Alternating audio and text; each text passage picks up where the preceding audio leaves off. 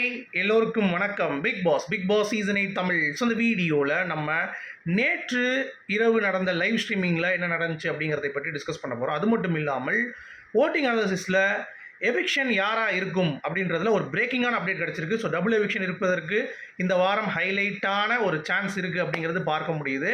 So அதை பற்றி தான் பேச போகிறோம். வீடியோக்குள்ளே போகிறதுக்கு முன்னாடி நம்ம சேனல் நீங்கள் புதுசாக இருந்தீங்கன்னா கண்டிப்பாக சப்ஸ்கிரைப் பண்ணிக்கோங்க. வீடியோ மறக்காமல் ஒரு லைக் பண்ணிக்கோங்க. இப்போ நம்ம வீடியோக்குள்ளே போகலாம். ஸோ இன்றைக்கி நம்ம பார்க்க போகிற ஃபஸ்ட்டு டாபிக் வந்து பார்த்திங்கன்னா கோவா கேங்கு நைட்டில் ராணுவ வந்து போட்டு தாக்குனாங்க. அதற்கு ராணுவ என்ன ரியாக்ட் பண்ணால் என்ன டிஸ்கஷன் போச்சு அப்படிங்கிறத முழுசாக நம்ம பார்க்க போகிறோம். அடுத்து தீபக்கோடைய அனலைசிங் ஸ்கில்ஸ் நைட்டு சும்மா என்னென்ன டாஸ்க் வரப்போகுது, எப்படி வந்து ரஞ்சித் கேப்டன்சி பண்ணணும் அப்படின்ற ஐடியா எல்லாமே வந்து சூப்பராக கொடுத்தாரு. என்னென்னு பார்ப்போம். அடுத்து வந்து முத்துக்குமரனுடைய discussion with Manjari and Sachana. இந்த 3 தான் மிகவும் பயங்கரமாக நடந்தது. சரியா, ஃபுல்லாக கம்ப்ளீட்டாக நடந்தது அப்படிங்கிறது தான். ஸோ இந்த 3ல் என்னென்ன விரிவான பாயிண்ட் பார்க்கலாம் அப்படின்னு சொல்லி பார்த்தீங்கன்னா, அந்த கோவா கேங் இருக்காங்கல்ல, மூளை இல்லைன்னு சொல்லி சௌந்தர்யா சொன்ன விஷயத்த ராணுவ வந்து எடுத்துட்டு உன்னை வந்து விடமாட்டேன் அப்படின்ற மாதிரி வேறு லெவலில் வச்சு செஞ்சால் சௌந்தர்யாங்கிறது உங்களுக்கு எல்லாத்துக்குமே தெரியும். நீ தான் வந்து டெவிலாக இருக்க, டாஸ்கில் வந்து நல்லவளாக நடிக்கிறன்ற மாதிரி சொல்லி விட்டான். அது வந்து கொஞ்சம் கொஞ்சமாக வந்து அப்படியே காட்டு தீ இருக்கும்ல, அப்படியே வந்து பரவுற மாதிரி பரவிடுச்சு. பயங்கரமாக வந்து கொழுந்து விட்டு எரிஞ்சிருச்சு. ஸோ நைட்டு வந்து என்ன ஆயிடுச்சுன்னா, கிச்சன் பக்கம் வரும் பொழுது அவன் கேட்டான் அந்த மாதிரி. ஏன்னா ரயான் எல்லாம் வந்து பார்த்தீங்கன்னா, ராணா வந்து நீ ஒன்றுமே பண்ண மாட்டேற, நீ வந்து டெவிலுக்கு ஏஞ்சல் மாதிரி பண்ணிகிட்டு இருக்க, ஏஞ்சல்லாம் நீ வந்து வேறு மாதிரி பண்ணிகிட்டு இருக்க அப்படின்ற மாதிரி போட்டு அவனை ஓட்டி எடுத்துட்டாங்க. அதுக்கு அவன் சொன்னால், நீங்கள் 3 பேர் மட்டும் கருத்து கிடையாது, இங்கே எல்லாருமே சொல்கிறான். ஆமாம், எல்லாரும் தான் சொன்னாங்கடா அவன் பெர்ஃபார்மன்ஸ் சரியில்லை அப்படின்ற மாதிரி சொல்லி. ஏன்னா மக்கள் வெளியே ரசித்தார்கள் ராணாவுடைய பெர்ஃபார்மன்ஸ். டெவிலாக இருந்துட்டு அவன், அதாவது ஏஞ்சலாக இருந்துட்டு அவன் அவுட் ஆகிட்டு டெவிலாக வந்து ரிப்பன்லாம் கட்டி ஆடிட்டு இருந்தான் அப்படிங்கிறது ரசித்து தான் செஞ்சாங்க. அவனுடைய டான்ஸும் வந்து ரசிக்கும்படி தான் இருக்குது. ஏதாவது வந்து சும்மா ஆடிட்டு இருக்கான். என் ஒய்ஃப்லாம் கூட சொல்லுவாங்க, என்னங்க அவன் பாட்டுக்கு ஆடிட்டு இருக்கான், இந்த பாட்டுக்கு ஆட சொன்னான் அப்படின்ற மாதிரி ஒரு ஃபன் மொமெண்ட் வந்து கிரியேட் பண்ணுறான் அப்படிங்கிறது தான். அவங்களுக்கு அது தெரியல, அதுதான் அவன் சொல்கிறான். அது வெளியே பார்க்குற மக்கள் முடிவு பண்ணிட்டோன்னு சொல்லி ராணுவ தெளிவாக தான் பேசுகிறான். அப்போ வந்து ஒரு பாயிண்ட்டை போட்டு அடித்தான் பாருங்கள். ராயன் வந்து ஒரு பப்பட் மாதிரி இருக்கடா நீ ஜாக்லினுக்கு அப்படின்ற மாதிரி அது சொன்னால் இன்னும் ட்ரிகர் ஆகிட்டாங்க. ட்ரிகர் ஆகிட்டு ஜாக்லின் வந்து வேலை பார்க்க வராங்க, அதாவது 2 பேரும் சேர்த்து வைக்கிறதுக்கு. அதுக்கு என்ன சொல்லணும், நீ பண்ணுறது தப்பு, நீ தான் ட்ரிகர் பண்ணுற, சௌந்தர்யாவை பேசுகிற, ரயானை பேசுகிறேன்றாங்க. ஆனால் இந்த ஜாக்லினுக்கு வந்து பார்த்தீங்கன்னா சௌந்தர்யா ட்ரிகர் பண்ணுறது தெரியல, மூளை இல்லாமல் சொல்கிறது. ரயான் வந்து பார்த்தீங்கன்னா உன் பெர்ஃபார்மன்ஸ்லாம் யாரா பாப்பா, எல்லாம் சிரிச்சிட்டு இருக்காங்க அப்படின்னு சொல்லி அவன் தான் சொன்னான் முத. ஸோ அதை நீங்கள் கண்ட்ரோல் பண்ணிட்டாலே போதும். ராணாவை நீங்கள் ஒரு ஆளாவே பார்க்காதீங்கன்றேன். சரியா, அப்போ விஷால் வந்து கூப்பிட்டு வந்துட்டு இவன் சொல்கிறான். அப்போ வந்து முத்துக்குமரன் எல்லாரும் உட்காந்து பேசிகிட்டு இருக்கும்போது ராணாவை வந்து சப்போர்ட் பண்ணுறாங்க. டேய் அதான் தெரியுதுல அவங்க அப்படி தான் உன்னை வச்சு தான் விளையாடுறாங்க கேமு, உள்ளே கூப்பிட்றதே உன்னை வச்சு கண்டென்ட் பண்ணுறதுக்கு, இவன் மாட்டிக்காதன்னொடனே சரின்னு சொல்லிடுறான். ராணாவுக்கு கொஞ்சம் கன்ஃபியூஷனாக இருக்குது, அவனுக்கு என்ன பண்ணுறதுன்னு தெரியல. எல்லாம் ஜட்ஜ் பண்ணிட்டானுங்க, ஓகே ராணாவை இவங்க அட்டாக் பண்ணுறான் கோவா கேங் அப்படின்ற மாதிரி. சரியா, அதுக்கடுத்து அருண் கிட்டே கூப்பிட்டு போய் இவன் கேட்குறான் ராணாவு. அப்போயே சாரி கேட்டுடுறான் அந்த ஜாக்லின் கேங் கிட்ட. சாரி, நான் வந்து ஏதாவது தப்பாக பேசியிருந்தால் மன்னிச்சுக்கோங்க அப்படின்ற மாதிரி. ஏன்னா அவங்க வந்து இஷ்யூஸாக பைலப் பண்ணுறாங்க. அவனுக்கு ஞாபகம் இருக்க மாட்டேது ராணவ கிட்ட. பெரிய மைனஸ் அதுதான். என்ன பேசினா அப்படிங்கிறது தெரில. அவங்கள ஏதாவது பேசிட்டு நீ இப்படி பேசுனேன்னு சொல்கிறாங்க. ஒன்று அப்படியே பேசினேன், நான் அப்படி பேசியிருந்தா சாரின்னு சொல்லிட்டு வந்துடுறான். அதுதான் அருண் கிட்ட சொல்கிறான், நான் என்ன பேசினேன் நான் வர மாட்டேங்குது, எனக்கு வந்து ரொம்ப இதாக இருக்குது, எனக்கு வந்து தடங்களாக வருது, எனக்கு வந்து தடுமாறுது அப்படின்ற மாதிரி சொல்கிறான். நான் என்ன கேட்குறேன், அப்படிப்பட்ட நபர் இந்த பிக் பாஸ்க்கு எதுக்கு வரீங்க? இந்த பிக் பாஸ்ங்கிறது ஒரு வார்த்தையால் ஒரு கேமு, நீங்கள் ரொம்ப ஸ்ட்ராங்காக இருக்கணும் அப்படிங்கிறத சொல்கிறாரு அருண். சரியா, சொல்லும் பொழுது சில விஷயங்கள் சொல்கிறார். ஐ கான்டாக்ட் பாருங்கள், ஒரு போலீஸ்காரன் அப்படியே போயிட்டு இருக்கும் பொழுது ரோட்டில் எல்லாம் வந்து லைசன்ஸ் இல்லாமல் போகிற எப்படி கண்டுபிடிக்கிறான், டக்குன்னு ஒருத்தன் கண்ணை பார்ப்பான், பார்த்தோன்னே அவன் பயப்படுற மாதிரி இருக்கும், அவனை தூக்குவான், கரெக்டாக அவன்கிட்ட லைசன்ஸ் இருக்காது. ஸோ இந்த மாதிரி ராணவ் நீங்கள் வந்து ரயானை எதிர்கொள்ளுங்க. ராணவ் நீங்கள் வந்து இண்டிவிஜுவலாக விளையாட வேண்டிய ஒரு தருணம் இது. ஸோ யாரையும் கேட்காத, இன்ஃப்ளூயன்ஸ் ஆகாத, உனக்கு தப்புன்னு மனசார தோணுனா மட்டும் மன்னிப்பு கேளுங்கிற மாதிரி இவ்வளோ இன்புட்ஸ் அருண் கொடுத்துட்டான். இதுக்கு மேலே வந்து ராணவ் வந்து சொல்ல முடியாது. இதுக்கு மேலே அவன் ஆடலைன்னா கேம் வந்து வேஸ்ட் ராணவுக்கு. ஏன்னா அவன் ஆடுற கேம் கரெக்டாக இருக்குது, பேசுகிறதெல்லாம் கரெக்டாக பேசுகிறான். பட் ஆனால் இந்த சாரி கேட்குறது, பயந்துட்டு போய் வந்து பார்த்தீங்கன்னா என்ன நடந்துச்சுன்னு தெரியாமல் தடுமாறுறது, இதெல்லாம் கொஞ்சம் ரீகலெக்ட் பண்ணணும்.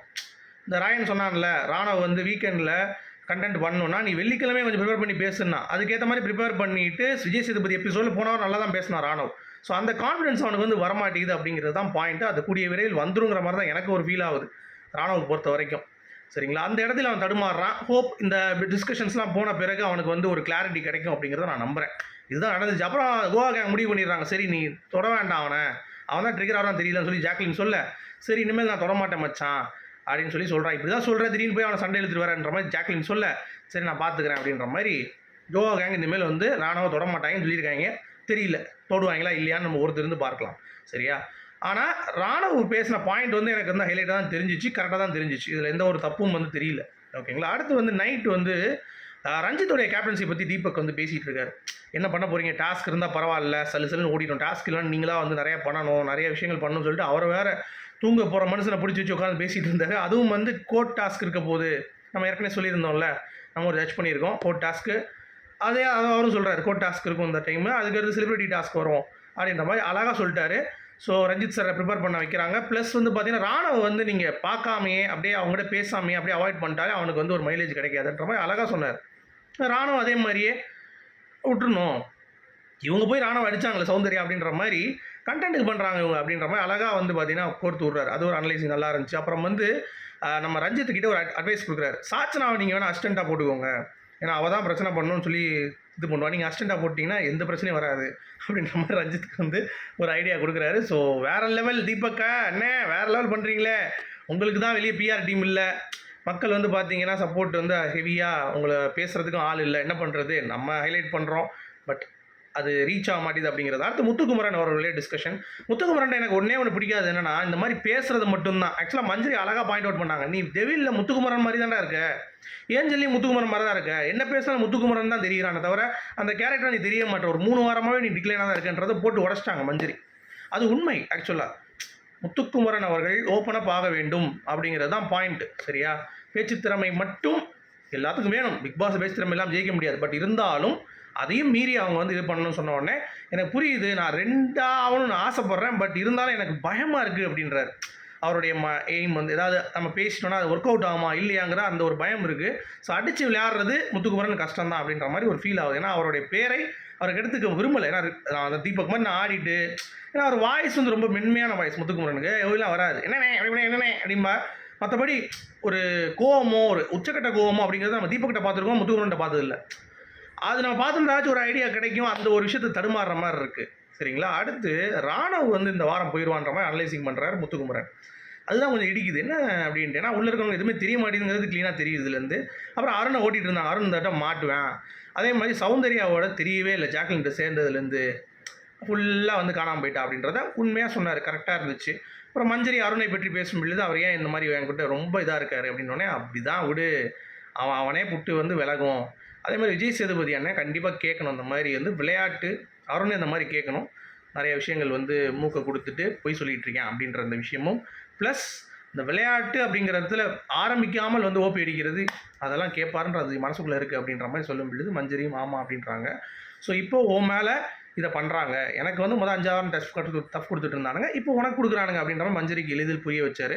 சாச்சனாவும் வந்து நான் பவித்ராவுக்கு தான் வந்து இது பண்ணணும்னு ஆசைப்பட்டேன், அப்போ அருணை பற்றியும் வந்து பேசிகிட்டு இருக்கான், கூட நின்று அப்படியே பவித்ராவுக்கு ஆசைப்பட்டேன் கேப்டன்ஷிப், பட் அது கிடைக்காம போயிடுச்சுன்ற மாதிரி சாச்சனா. பட் நான் பார்ப்போம் இந்த வட்டம். ஆனால் அருண் அண்ணனும் கொஞ்சம் ஒரு மாதிரி பேசுகிறது எல்லாமே ஃபன்னாக இருக்குது, ஏன்னு சொல்லி ஒரு மாதிரி கத்துறதுலாம் வந்து காமெடியாக இருக்குன்னு சொல்லிட்டு வாட்ட வழக்கம் போல் அப்படியே கலாய்ச்சி பேசிகிட்டு இருந்தாங்க. மற்றபடி பெரிய ப்ரொடக்டிவ் கான்வர்சேஷன்லாம் கிடையாது, ஜஸ்ட் அவங்களுக்குள்ளே அப்படியே பேசிக்கிறாங்க அப்படிங்கிறது பார்க்க முடியும். அடுத்து எவிக்ஷன் பொறுத்த வரைக்கும் இந்த வாரம் வேறு லெவலில் எவிக்ஷன் ப்ராசஸ் வந்து இருக்குது அப்படிங்கிறது பார்க்க முடியுதுங்க. ஏன்னா சாச்சனா தான் மக்கள் வந்து வெறுக்கிற ஒரு கண்டஸ்டன்ட். இந்த வட்டமாச்சு மக்களுடைய ஓட்டுன்னு சும்மா உருட்டாமல் மக்கள் சொல்கிறத கேளுங்க, சாச்சனாவை தயவு செஞ்சு எவிக்ட் பண்ணுங்கள். ஏன்னா நான் எதுக்கு சொல்கிறேன்னா, சாச்சனா நல்ல கேமர் தான், நல்லா விளையாடுறாங்க, அதுக்காக அப்போ ஓட்டிங் சிஸ்டம் எதுக்கு வச்சுருக்கீங்க?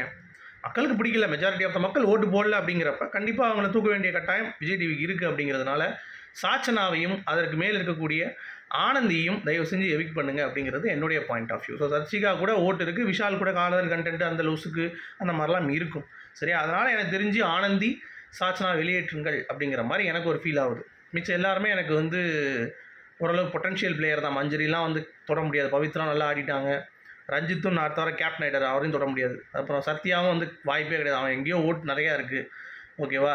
அப்புறம் முன்னாடி முத்துக்குமரன், சௌந்தர்யா மற்றும் ஜாக்லின், ராணவ் இவங்கெல்லாம் தொடவே முடியாது. ஸோ லாஸ்ட்டாக அவங்களுக்கு வந்து ஆப்ஷன் இருக்கிறது தர்ஷிகா, ஆனந்தி, சாச்சனா தான். டபுள் எவிக்ஷன் கண்டிப்பாக இருக்கும்னு வந்து ஒரு நியூஸ் வந்திருக்குங்கிறதுனால சாச்சனா ஆனந்தி இருக்குங்கிறது என்னுடைய கருத்து. உங்களுடைய கருத்துக்கு சொல்லுங்கள். மீண்டும் சந்திப்போம். Good bye.